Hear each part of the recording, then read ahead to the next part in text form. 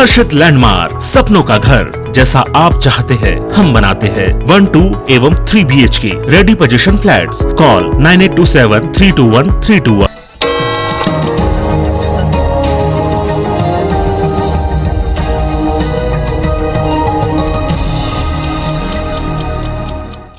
नमस्कार, सुप्रभात, good morning. आप देख रहे हैं IBC 24। मैं हूं आपके साथ राहुल सिन्हा। सुबह 7 बजे की खबरों में आपका स्वागत है और बुलेटिन की शुरुआत करेंगे इस वक्त की एक बड़ी खबर से।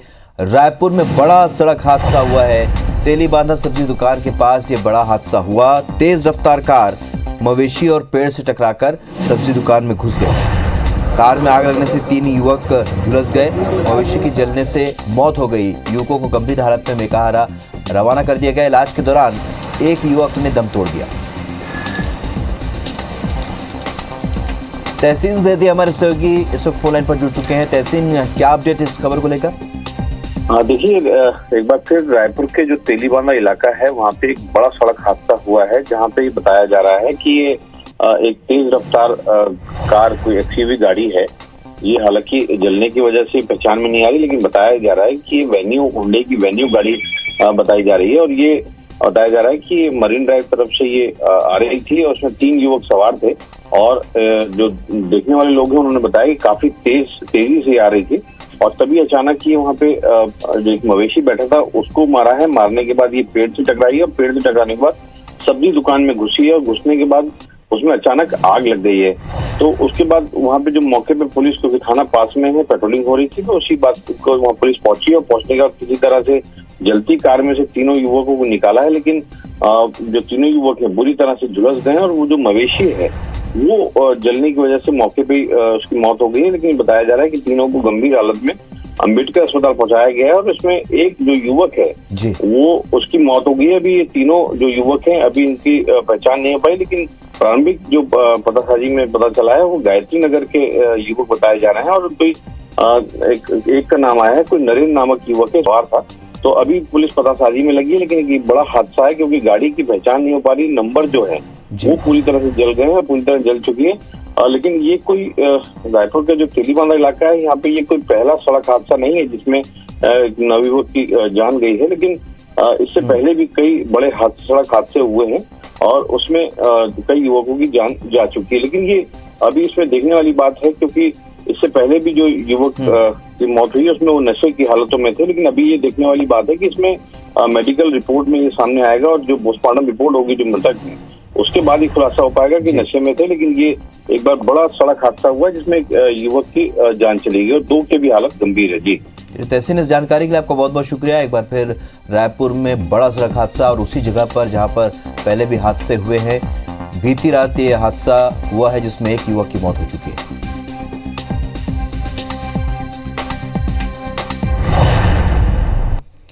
बात करेंगे एक और बड़ी खबर की। मध्य प्रदेश में इस वक्त चुनाव प्रचार चरम पर है। CM शिवराज सिंह आज पृथ्वीपुर विधानसभा, जोवट विधानसभा और खंडवा लोकसभा क्षेत्र में सभा करेंगी।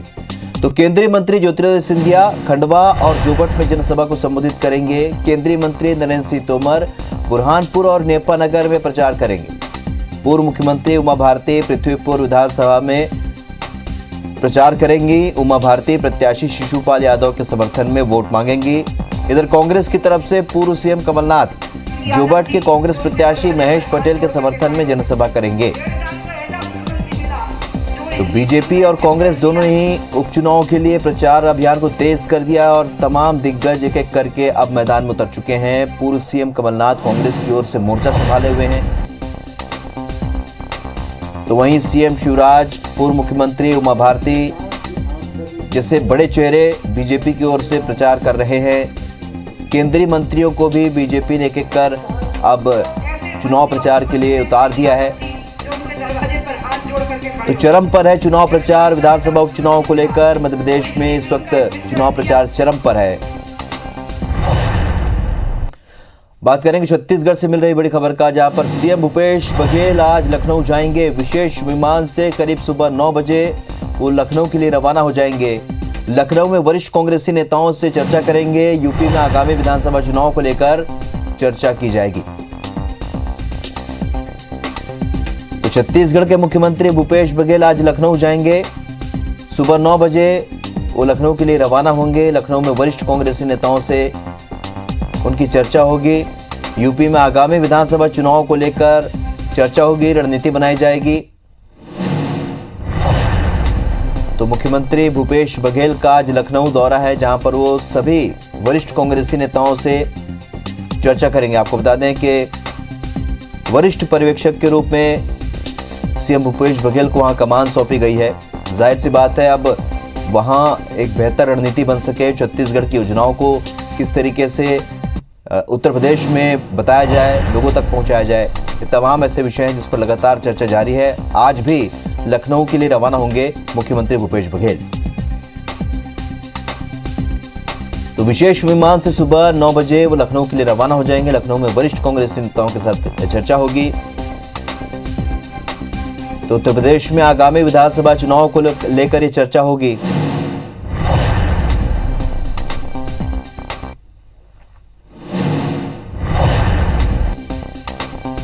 तो जाहिर सी बात है, लखनऊ में आज चुनावी रणनीति पर चर्चा हो सकती है। उत्तर प्रदेश में जो चुनाव होने हैं, विधानसभा चुनाव,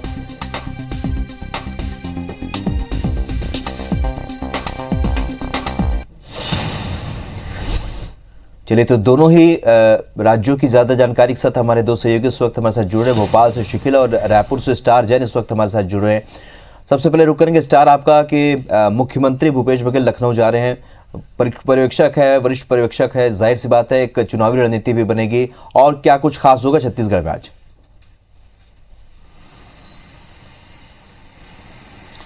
देखिए, सबसे बड़ी खबर तो यही है कि मुख्यमंत्री भूपेश बघेल आज लखनऊ जा रहे हैं, उत्तर प्रदेश के दौरे पर वो रहेंगे और रात्रि विश्राम वहीं पर करेंगे। कुल मिलाकर जो उत्तर प्रदेश में चुनाव होने हैं और मुख्यमंत्री भूपेश बघेल को वहां पर कांग्रेस की तरफ से मुख्य पर्यवेक्षक बनाया गया है। इस लिहाज से कैसे रणनीति बनाई जानी है, कैसे स्ट्रेटेजी बनाई जानी है, यहाँ तक कि प्रत्याशियों के चयन में भी किन किन फैक्टरों को ध्यान में रखना और किस तरीके से प्रत्याशियों का चयन किया जाना है, इन तमाम बिंदुओं को लेकर चर्चा होगी। एआईसीसी के लोग भी वहां पहुंचेंगे और उत्तर प्रदेश कांग्रेस के भी लोग वहां पर रहेंगे और सबके साथ उनकी मुलाकात होगी। और ये एक बड़ी बैठक है, बड़ा दौरा इसे कहा जा सकता है, क्योंकि बड़ी जिम्मेदारी राष्ट्रीय स्तर पर मुख्यमंत्री भूपेश बघेल को मिली है। तो ये खबर है। इसके अलावा आपको बता दूं कि खाद्य तेलों में बढ़ते दामों को कम करने के लिए केंद्र सरकार ने लगातार कदम उठाया है, स्टॉक लिमिट भी तय की है। इसको लेकर आज एक और समीक्षा की जाएगी। इस संबंध में केंद्रीय खाद्य एवं वितरण विभाग जो है उसने एक पत्र लिखा राज्यों के सचिव को कि स्टॉक लिमिट जो तय की गई उसकी सतत निगरानी की जाए। उसी के तहत आज एक समीक्षा बैठक भी होगी कि खाद्य तेलों के दाम त्योहार के दौरान न बढ़े। तो ये दो कुछ प्रमुख खबरें रहेंगी, जिसको लेकर जो भी अपडेट लगातार आएगा वो हम अपने दर्शकों तक पहुंचाते रहेंगे। चलिए, आप बहुत बहुत शुक्रिया आपका, स्टार बने रहिए। शिखिल का रुख करेंगे। शिखिल, आज क्या कुछ दौरे होंगे, क्योंकि उपचुनाव को लेकर लगातार दोनों ही पार्टियों ने ताकत पूरी झोंक दी है, प्रचार पूरे चरम पर है, और क्या खास होगा?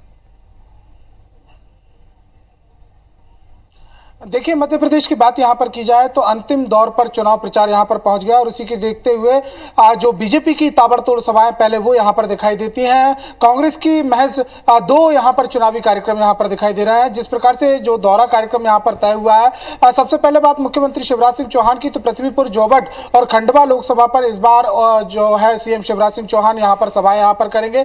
2 केंद्रीय मंत्रियों की जमावट भी जो है वो खंडवा लोकसभा में यहां पर दिखाई देती है, जिसमें पहला नाम अगर देखा जाए तो केंद्रीय मंत्री नरेंद्र सिंह तोमर, जो कि नेपानगर और बुरहानपुर में सभा यहां पर करेंगे, तो वहीं ज्योतिरादित्य सिंधिया जोबट में जो खंडवा लोकसभा के लिए यहां पर अलग अलग जगह प्रचार यहां पर करेंगे और साथ ही साथ शिवराज सिंह चौहान के साथ होने वाली जो उनकी जनसभा है उसको भी यहां पर संबोधित करेंगे। इसके अलावा जोबट में भी केंद्रीय मंत्री ज्योतिरादित्य सिंधिया यहां पर सभा करेंगे। वहीं अगर दूसरी ओर यहां पर देखा जाए तो पृथ्वीपुर में भी जिस प्रकार से सीएम शिवराज सिंह चौहान पृथ्वीपुर में यहां सभा कर रहा है, उसी प्रकार से पूर्व मुख्यमंत्री उमा भारती भी यहां पर सभा करेंगी। सिर्फ आज देखा यहां पर जाए तो जो 3 एक लोकसभा और 3 विधानसभा उपचुनाव जिस प्रकार से यहां पर है, सिर्फ एक सीट यहां पर रह जाती है जो सतना जिले की रैगांव की सीट है, उसे छोड़कर सभी जगह जोर यहां पर लगाया जा रहा है। अगर कांग्रेस के खेमे की बात यहां पर की जाए तो कमलनाथ जो है वो आज जोबट में यहां पर सभा यहां पर करेंगे, लोगों से मुलाकात यहां पर करेंगे और इसके अलावा खंडवा की आज जो कमान यहां पर प्रचार की है वो पूर्व केंद्रीय मंत्री अरुण यादव के हाथ में है। लेकिन उनकी यहाँ किसी भी प्रकार की सभा नहीं होगी, सिर्फ बैठकों के दौर यहाँ पर होंगे और इसके अलावा प्रचार कार्यक्रम यानी लोगों से मुलाकात वो यहाँ पर करेंगे। लगभग 1 दर्जन से ज्यादा इनके कार्यक्रम ऐसे तय यहाँ पर किए गए हैं जो अलग अलग कस्बों में जाकर वो यहाँ पर जनसंपर्क लोगों से यहाँ पर करेंगे। तो अंतिम दौर पर है चुनाव प्रचार जिस प्रकार से यहाँ पर दिखाई दे रहा है। 2 लोग आज यहाँ पर रात्रि विश्राम यानी 2 बड़े चेहरे रात्रि विश्राम खंडवा में ही करने वाले हैं। आज रात को सीएम शिवराज सिंह चौहान भी खंडवा यहाँ पर रुकेंगे और इसके अलावा केंद्रीय मंत्री नरेंद्र सिंह तोमर भी यहाँ पर रुकेंगे। और रात में ये भी यहाँ पर बताया जा रहा है कि वरिष्ठ जो पदाधिकारी हैं और चुनाव प्रबंधन समिति से जुड़े हुए जो लोग हैं वो भी यहाँ पर पहुंचेंगे। तो विचार मंथनों का भी दौर यहाँ पर जारी रहेगा। तो मध्य प्रदेश की सियासत में जिस प्रकार से जो उपचुनाव का रंग यहाँ पर चढ़ा हुआ है वो अब लगातार गहराता यहाँ पर जा रहा है और इसे देखते हुए तमाम दौरे कार्यक्रमों बैठकों के दौर जो है वो यहाँ पर जारी है। चलिए, तो दोनों ही प्रदेशों की तमाम वो खबरें जिस पर लगातार हम अपने दर्शकों तक अपडेट पहुंचाते रहेंगे। आप दोनों का हमारे साथ जुड़ने के लिए बहुत बहुत शुक्रिया। बढ़ते आगे, केंद्रीय गृह मंत्री अमित शाह के जम्मू कश्मीर दौरे पर आज उनका तीसरा और अंतिम दिन है और दौरे के दूसरे दिन रविवार को शाह ने जम्मू में एक बड़ी रैली को संबोधित किया और इस रैली के जरिए उन्होंने पाकिस्तान को कड़ा संदेश दिया। अमित शाह ने अपने संबोधन में कहा कि किसी को डरने की जरूरत नहीं है, अब जम्मू वालों के साथ कोई अन्याय नहीं कर सकता। जम्मू कश्मीर में नए युग की शुरुआत हो चुकी है, विकास होगा तो दहशतगर्द कुछ बिगाड़ नहीं सकते। वहीं अमित शाह ने कहा कि 2 साल के भीतर जम्मू और श्रीनगर में मेट्रो सेवाएं शुरू कर दी जाएंगी। जम्मू एयरपोर्ट का भी विस्तार किया जाएगा। उन्होंने कहा कि जम्मू कश्मीर में अब तक 12,000 करोड़ रुपए का निवेश आ चुका है, जिसे 2022 के अंत तक 51,000 करोड़ करने का लक्ष्य है। इससे पहले गृह मंत्री IIT जम्मू के नए कैंपस का उन्होंने उद्घाटन भी किया। तो आज मैं जम्मू में आया हूं, सबसे पहले ये कहने आया हूं कि जम्मू वालों के साथ अन्याय का समय समाप्त हो चुका है। अब कोई आपके साथ अन्याय नहीं कर सकता। विश्वास रखिएगा, विकास के युग में कोई खलल नहीं डाल पाएगा। जम्मू कश्मीर के विकास को कोई रोक नहीं पाएगा। कांग्रेस वर्किंग कमेटी की बैठक के बाद अब कांग्रेस अंतरिम अध्यक्ष सोनिया गांधी 26 अक्टूबर को दिल्ली में सभी राज्यों के कांग्रेस प्रदेश अध्यक्षों और प्रदेश प्रभारी के अलावा महामंत्रियों की बैठक लेंगी। इस बैठक में छत्तीसगढ़ प्रदेश कांग्रेस कमेटी के अध्यक्ष मोहन मरकाम, प्रदेश प्रभारी PL पुनिया, प्रदेश महामंत्री रवि घोष और चंद्रशेखर शुक्ला भी मौजूद रहेंगे। बैठक में 4 महत्वपूर्ण एजेंडे पर चर्चा होगी। कांग्रेस पार्टी में सदस्यता अभियान, केंद्र सरकार के खिलाफ जन जागरण अभियान और कांग्रेस पदाधिकारियों के लिए आयोजित होने वाले ट्रेनिंग प्रोग्राम को लेकर चर्चा होगी। इसी तरह उत्तर प्रदेश समेत 5 राज्यों में होने वाले विधानसभा चुनाव को लेकर भी चर्चा होगी। 26 तारीख मंगलवार को AICC में राष्ट्रीय अध्यक्ष जी माननीय सोनिया गांधी जी के द्वारा एक महत्वपूर्ण बैठक आहूत की गई है, जिसमें पूरे देश के समस्त इंचार्ज जनरल सेक्रेटरी और प्रदेश अध्यक्ष उपस्थित होंगे। इंदौर में कोरोना वायरस का नया वेरिएंट Y4 मिला है। 7 मरीजों में इसकी पुष्टि हुई है। बताया जा रहा है कि यह पुराने वेरिएंट से ज्यादा तेजी से फैल सकता है।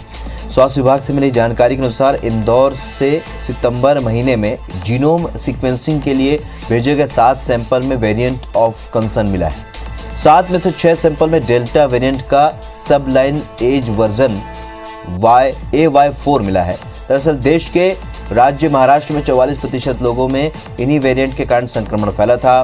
सितंबर में तिरुपति घूमकर आए पलासिया के जिस परिवार के सदस्यों के सैंपलों की जीनोम सीक्वेंसिंग में वायरस के इस वेरिएंट की पुष्टि हुई है, आज उनसे जुड़े करीब 50 लोगों के सैंपल लिए गए। इस काम के लिए स्वास्थ्य विभाग के 3 सैंपलिंग टीम कार्य में जुटी हैं। वहीं 6 में से 3 मरीज महू आर्मी क्षेत्र के हैं, वहीं 3 सैंपल इंदौर में रहने वाले एक परिवार के हैं। वेरिएंट की पुष्टि के बाद उन लोगों के संपर्क में आए लोगों की सैंपलिंग की गई।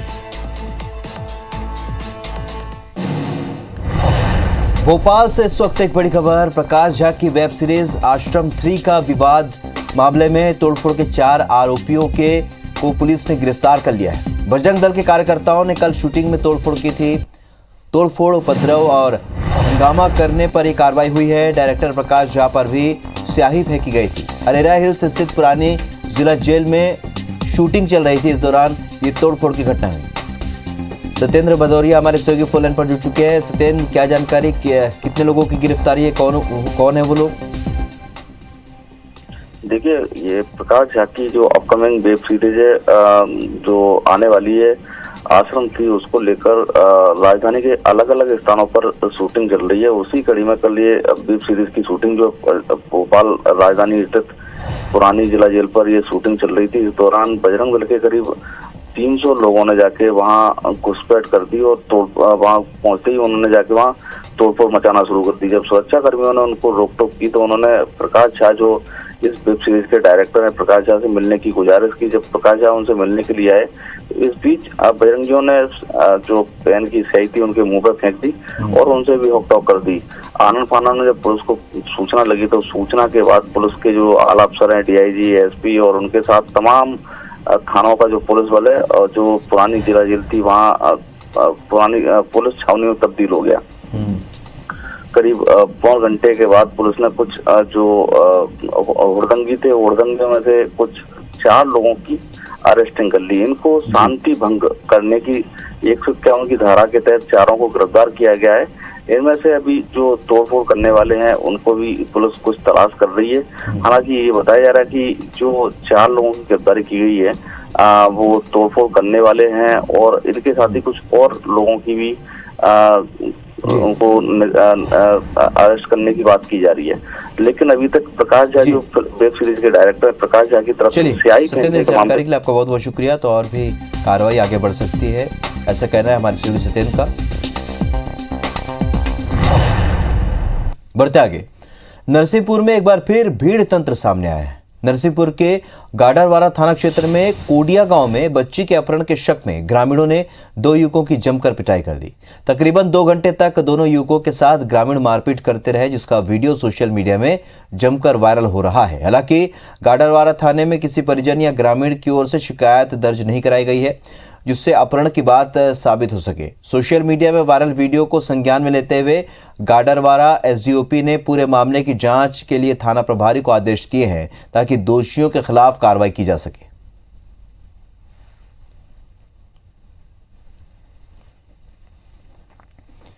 कटनी में नाबालिग लड़कियों के अपहरण के मामलों को लेकर जबलपुर रेंज के आईजी का अजीबोगरीब बयान सामने आया है। आईजी उमेश जोगासर का कहना है कि जिनका भी अपहरण हुआ है कोई किसी को जबरन लेकर नहीं गया। आपको बता दें कि कटनी जिले के 24 घंटे में 3 अलग अलग थानों में नाबालिग लड़कियों के अपहरण के केस दर्ज किए गए हैं, जिसे लेकर पूछे गए सवाल पर आईजी उमेश जोगासर ने एक तरह से सभी मामलों को फर्जी बताते हुए कहा कि जितने भी मामले सामने आए हैं इनमें किसी को जबरन ले जाया नहीं गया है। ये जितना भी अपहरण हुआ है कोई जबरदस्ती किसी को लेके नहीं गया है। इन लोगों का संपर्क है, क्योंकि आप लोगों के पास जानकारी नहीं है, पत्रकार लोगों के पास, तो आप इस तरह से कोई बात कर सकते हो। उनका हम लोग कॉल डिटेल्स निकाले हैं, उन लोगों का दोनों के बीच में संपर्क था, राजी मर्जी से गए हैं। पन्ना में चोरी की घटनाओं से परेशान ग्रामीणों ने सड़क पर चक्का जाम कर दिया। दरअसल परसोत्तमपुर गांव में चोर एक साथ कई घरों की बकरियां चोरी करके अपने साथ ले गए। इससे परेशान ग्रामीणों ने सड़क पर जाम कर दिया, इससे लंबा जाम लग गया। मौके पर पहुंचे तहसीलदार ने लोगों को समझाइश दी, लेकिन ग्रामीण चोरों को पकड़ने की मांग पर अड़े रहे। ग्रामीणों ने कुछ संदिग्धों पर कार्रवाई की मांग की है। फिलहाल तहसीलदार ने कार्रवाई का आश्वासन दिया है। कल 8 बजे से गाय बकरी चराने गए थे, वहीं से गायब हो गए। ना तो बकरी का पता है ना पिताजी का पता है। रिपोर्ट लिखवाए, रात में पुलिस आई, अब कोई पुलिस का भी पता नहीं है, कोई सुनाई नहीं हो रही है सरकार में। तो संबंध में कार्रवाई चाह रहे हैं, तो उनको बताया गया है कि कुछ समय दे दें, 2-3 दिन का समय मिल जाए तो फिर जांच करेंगे और जो वैधानिक कार्रवाई होगी वो करेंगे। बस्तर संभाग में नक्सलियों से लोहा लेने के लिए पुलिस प्रशासन ने बस्तर फाइटर के रूप में प्रशिक्षण दिया जा रहा है। पखांजूर क्षेत्र से लगभग 200 युवाओं को भर्ती के लिए विशेष प्रशिक्षण दिया जा रहा है। इसके लिए युवाओं को शारीरिक और लिखित परीक्षा के लिए मुफ्त प्रशिक्षण दिया जा रहा है। दरअसल पुलिस के अलावा अन्य भर्ती प्रक्रिया की बारीकियों की जानकारी न होने की वजह से बस्तर के दूरस्थ इलाकों के युवा सेना में भर्ती होने से वंचित हो रहे थे। इसे देखते हुए बस्तर टाइगर प्रशिक्षण की पहल शुरू की गई है, जिसके लिए इच्छुक प्रतिभागियों से अनुविभागीय अधिकारी पुलिस कार्यालय में आवेदन मंगाए गए थे। हम लोग थाने क्षेत्र में सुविधा को देखते हुए, क्योंकि अंतरगढ़ में मेन जो सील लगा है वहाँ पे दूरी की वजह से यहाँ के थाना क्षेत्र के बच्चे लोग वहाँ पे नहीं जा पा रहे हैं। उसको ध्यान में रखते हुए अपने क्षेत्र में उन लोगों को मूलभूत सुविधाएं ट्रेनिंग निःशुल्क कर। छत्तीसगढ़ कांग्रेस के कई विधायकों ने एक वेब पोर्टल के खिलाफ एफआईआर दर्ज कराई है। कल शाम कांग्रेस के विधायक बृहस्पति सिंह, अनिता शर्मा, रामकुमार यादव और कुलदीप जुनेजा रायपुर स्थित सिविल लाइन थाने पहुंचे और एफआईआर दर्ज कराई। वहीं बिलाईगढ़ विधायक चंद्रदेव राय ने अपने समर्थकों के साथ सरसीवा थाने में वेब पोर्टल के खिलाफ एफआईआर दर्ज कराई है। इधर पिछले दिनों दिल्ली गए दूसरे विधायक भी अपने अपने क्षेत्रों में वेब पोर्टल के खिलाफ एफआईआर दर्ज करा रहे हैं। विधायक बृहस्पति सिंह ने बताया कि बीते दिनों दिल्ली गए 54 विधायकों के बारे में एक वेब पोर्टल की ओर से भ्रामक खबरें लिखी जा रही हैं, जिससे कांग्रेस विधायकों और राज्य सरकार को बदनाम किया जा रहा है। बृहस्पति सिंह ने यह भी कहा कि नागपुर की आरएसएस सेना सोशल मीडिया के माध्यम से छत्तीसगढ़ पहुंच गई है। वहीं बिलाईगढ़ विधायक चंद्रदेव राय के मुताबिक कांग्रेस सरकार के अच्छे काम विपक्ष समेत कुछ लोगों को रास नहीं आ रहे हैं, इसलिए ये सब किया जा रहा है। विधायकों के बारे में होटल में रुकना, स्ट्रिंग ऑपरेशन चलाना और कई तरह की गंदी बातें लिखे गए हैं, आपत्तिजनक है, जो अक्षम्य है। इसलिए उनके खिलाफ सख्त कार्रवाई होना चाहिए। जिन लोगों ने चलाया हो, जिन लोगों ने भी चलवाया हो, उनके खिलाफ बिल्कुल सख्त कार्रवाई होना चाहिए। कुछ न्यूज चैनल जो सरकार को बदनाम करने की कोशिश की जा रही है, भूपेश बघेल जी के सरकार उनके विधायक, उनके मंत्रियों को बदनाम करने की कोशिश की जा रही है, उनके खिलाफ सख्त से सख्त कार्रवाई की जाए, एफआईआर दर्ज तत्काल किया जाए, नहीं तो हम कांग्रेस जन शीघ्र बड़ी से बड़ी आंदोलन करने के लिए बाध्य होंगे। रतलाम में स्थानीय बीजेपी नेता के बेटे की गुंडागर्दी का वीडियो वायरल हुआ है। बताया जा रहा है कि वीडियो में दिख रहा युवक बीजेपी नेता प्रवीण सोनी का बेटा रोहन सोनी है। आरोप है कि रोहन सोनी ने 2 बत्ती चौराहे पर कार पार्किंग को लेकर अपने साथियों के साथ दूसरे पक्ष की लात घूंसों से पिटाई कर दी। पीड़ित पक्ष किसी तरह अपनी जान बचाकर भागा। IBC 24 वीडियो की पुष्टि नहीं करता। वहीं इस मामले में पुलिस अपना पल्ला झाड़ रही है।